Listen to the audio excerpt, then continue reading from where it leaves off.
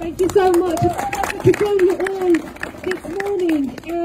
As somebody who has worked previously in higher education as well, I do know your struggle, and I've seen for myself casualisation, rising workloads and pay gaps, falling pay as well, and threats to pensions being normalised in higher education.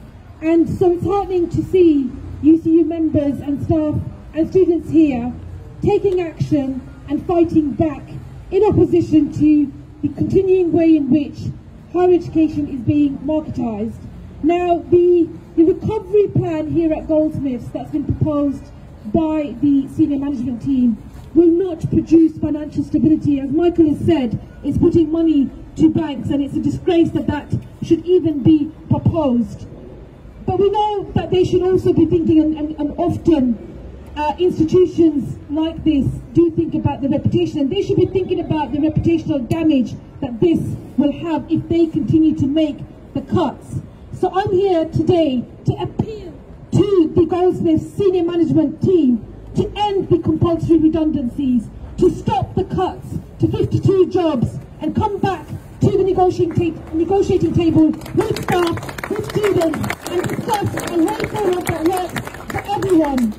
If you have money for consultants, millions of pounds for consultants to tell you how to cut, you have money to protect students, and you have money to protect staff and invest in the long term. And I have some questions for the management here. You're able to set a budget for £6 million on savings. Have you calculated the likely impact, including loss in income from students if courses are cut? You've spent £3.5 million on the restructure so far. That is a disgrace, it's a scandal, and that should not be happening. What do you have to say to everybody else, MPs included, that are watching this scandal unfold? I also have questions about the government assistance that may be available. Have you explored that? What options have you explored? Because the Royal College of Art have been awarded £10 million this year. So why are you going to the banks? Have you reached out to the government?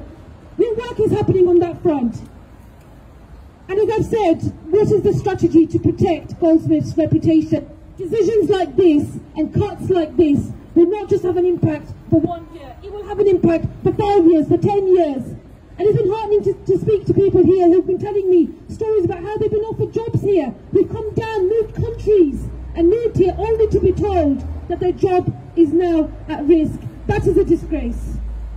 Now look, I know it's not just 20 academics in English and creative writing and history, but it was also 32 professional services staff, and I know they've kind of moved some steps forward and reduced that to 17, but that's still 17 people who have been helping students, and who've not just been administrating and managing and delivering, but have been at the forefront in the pandemic of providing moral support and guidance and advice to students and staff as well.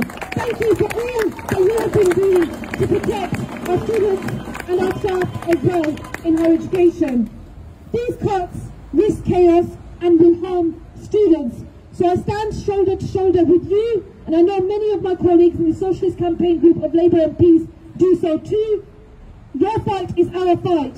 So solidarity. One of us is all of us. One of us, all of us. Solidarity.